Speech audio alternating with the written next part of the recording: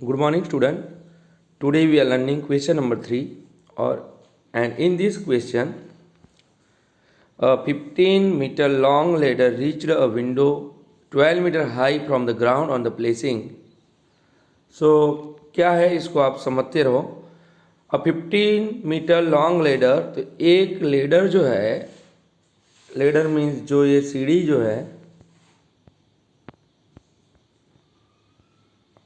Ladder जो है window पे पहुंचती है and height of window is window 12 metre high from the ground. तो ग्राउंड से विंडो की हाइट है 12 मीटर. सो आपको ये दो चीज़ मिल गई, मतलब लेडर की 15 एंड विंडो की हाइट मिल गई 12. ये डिस्टेंस एक बाकी रहा. So find the distance of the foot of the ladder. तो लेडर का फुट कौन सा हो गया, ये जो होगा लेडर का फुट होगा फ्रॉम द वॉल, और ये हो गई वॉल. तो ये थर्ड डिस्टेंस हमको फाइंड करना है. तो यस्टरडे मैंने आपको अच्छे से समझाया था, दो साइड हमारे पास है तो थर्ड साइड हम फाइंड कर सकते हैं if we have a right angle triangle. तो पाइथागोरस थ्योरम या पाइथागोरस प्रॉपर्टी एक ही होती है, तो पाइथागोरस थ्योरम से हम उसको फाइंड कर सकते हैं जो मैंने आपको समझाया था. सो यहाँ पे मैंने आपको रेडीमेड एग्जाम्पल दिया है यहाँ पे, तो आप मैंने जैसे सिखाया था वैसे भी लिख सकते हो या इस तरह भी लिख सकते हो. सो ऐसे एग्जाम्पल में हमको सपोज करना पड़ेगा. तो कैसे, तो let A C B A ladder, let A C B A ladder, A C ladder का नाम है. So you can see here A C, A to C, A C is a ladder and A B the window, और A जो है A B the window. Given हमारे पास कौन सी वैल्यू है. So we have A C is equal to 15, A C is equal to 15, A B is equal to 12, और B C means distance of the foot of the ladder from the wall. तो foot का जो distance है, sorry foot of the ladder, ladder के foot मतलब ladder के तलिए का जो हिस्सा वॉल से कितना दूर है वह है, तो उसको हमने B C is equal to A हमने सपोज किया. So now we know that in this figure hypotenuse square, तो हाइपोटेनस क्या है A C square is equal to base क्या है उसका नीचे का जो राइट एंगल बना दी दोनों साइड जो है C B and A B है, तो C B square plus A B square. ये सेंटेंस आप ना लिखो तो भी चले, तो आप डायरेक्ट लिख सकते हो हाइपोटेनस मतलब A C square is equal to base मतलब नीचे का हिस्सा बी सी स्क्वायर और राइट साइड वाला जो हिस्सा है A B square. So we know the value of this all. A C की वैल्यू क्या है, so we have a value of AC is equal to 15, so we put here 15 square. We have a value of CB is equal to A, so A square, and AB की जगह हम value लिख सकते हैं 12, तो 12 square. 15 square is equal to 225, A square as it is A square, and 12 square 12 12 जा 144, ये हम लिख सकते हैं यहाँ पे. Yes, now we want to find A square, तो हमको इसमें से A स्क्वायर चाहिए, तो how can we find it. So A square as it is रखेंगे हम, तो 225 के पीछे ले जाएंगे 144 को. लिख रहे हैं हम राइट साइड पर क्या कर रहे हैं हम, ये मैं आपको समझा रहा हूँ. So A square as it is and 144 going left side, so minus हो जाएगी, तो 225 minus 144 is equal to 81. Now 81 is a square of 9, 81 is equal to क्या होगा 9 square. So 81 is a 9 square, so A is equal to root 81 मतलब A is equal to 9. So A की value हमको मिलेगी 9. So our answer is 9. So we can write here thus the distance of the foot of the ladder from the wall is 9 metre. तो इस हिसाब से आप ये आंसर लिख सकते हो. तो ये जो फिगर है वो बुक में दी हुई है, और ये नीचे वाली फिगर हमको ड्रॉ करनी है हमारे जानकारी के लिए. So understand all the student. तो हमको इसमें पाइथागोरस प्रॉपर्टी ही यूज करनी है. Now we are going for example number 4.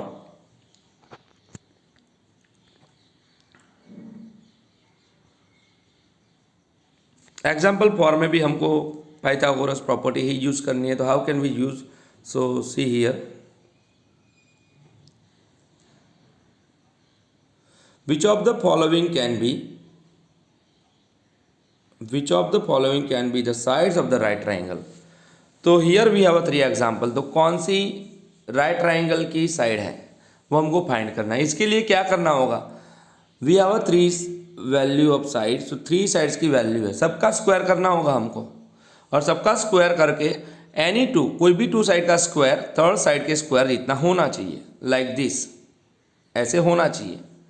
सो उसके लिए 2.5 का स्क्वायर किया, तो वी हैव 2.5 स्क्वायर 6.25, 25 से 625, तो 2.5 का स्क्वायर 6.25, देन 6.5 का स्क्वायर होगा 42.25, 65 मल्टीप्लाई 65 करेंगे, सो 4225 होगा, तो 6.5 into 6.5 means 42.25 and 6 centimetre square mean 36। तो हम इसके लिए जो बड़ी साइड होगी उसका स्क्वायर करेंगे एक side, so we have a bigger side is, हमारे पास बिगर साइड कौन सी है 6.5, तो हम लेफ्ट हैंड साइड करके उसका स्क्वायर करेंगे 6.5 स्क्वायर, सो 42.25 से। Okay, now we are using right hand side, right hand side भी ये दोनों साइड के स्क्वायर का प्लस करेंगे, so 6 square plus 2.5 square, 6 square 36 and 2.5 square is equal to 6.25 and total of this both is equal to 42.25 centimetre, दोनों का total हो जाएगा 42.25। So now we have one left hand side is equal to be 42.25 and right hand side is equal to also 42.25, means both answers are same, so we can say that the given sides are of the right angle triangle, दो जो हमको side दी गई है right angle triangle की side है, तो ये हमने प्रूव कर दिया।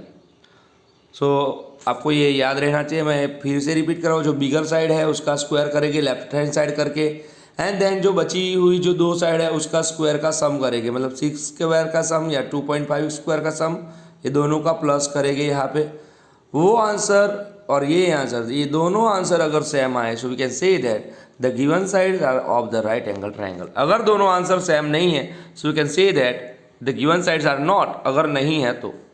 Then now in a second question, 2 centimetre 2 centimetre and 5 centimetre, तो बिगर साइड कौन सी है, तो वो आप देखो, तो bigger side is 5 centimetre, so 5 square is equal to 25, 5 square is equal to 25 and second one 2 square plus 2 square, another 2 side के square करेंगे, 2 square plus 2 square, so 2 square 4 and 2 square 4, तो 4 plus 4 8, so here our answer is 25 and here our answer is 8, both answers are different, so we can say that the given sides are not of the right angle triangle. Is it okay?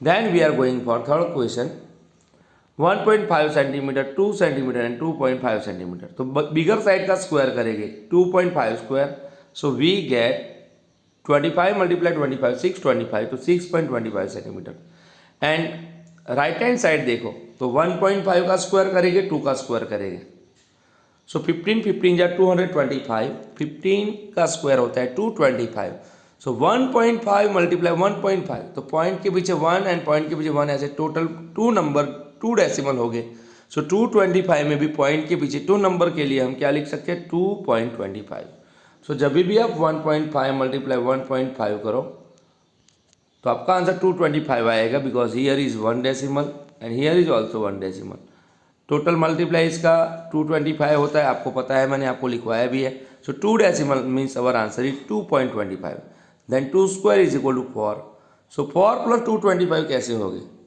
So 4 plus 225,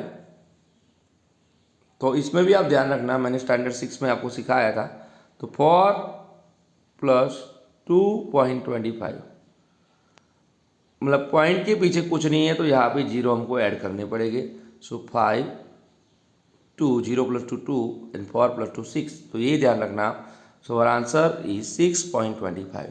now here our left hand side and right hand side both are equal, so we can say that the given sides are of the right angle triangle. Understand all of you?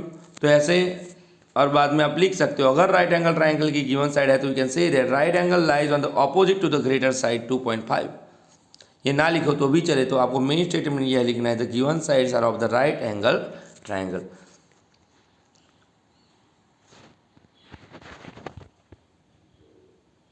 Then question number 5,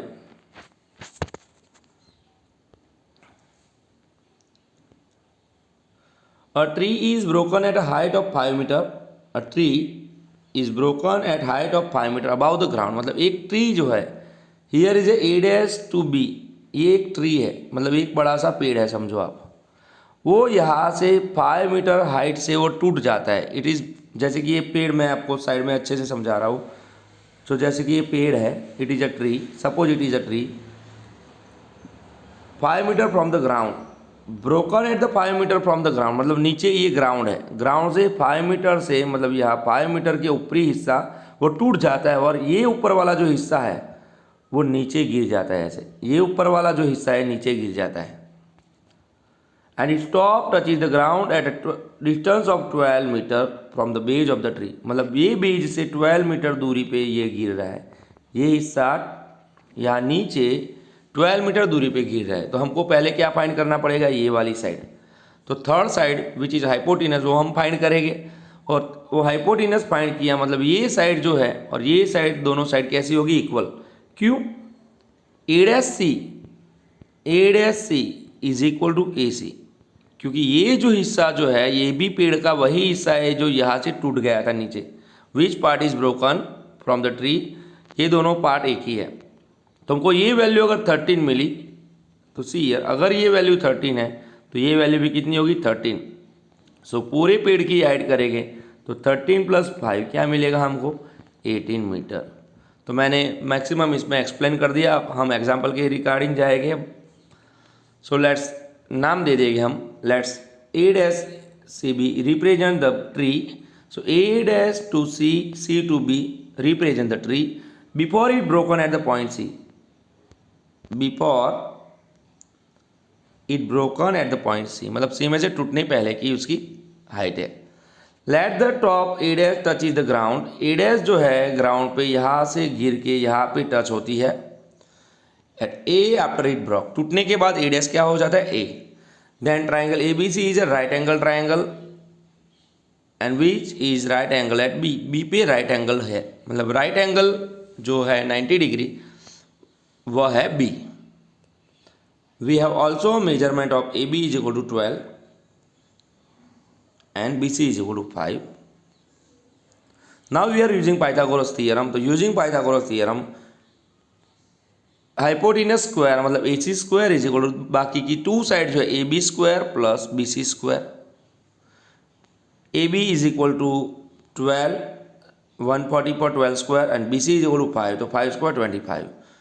So 144 plus 25 means 169. So we get AC is equal to 13 metre.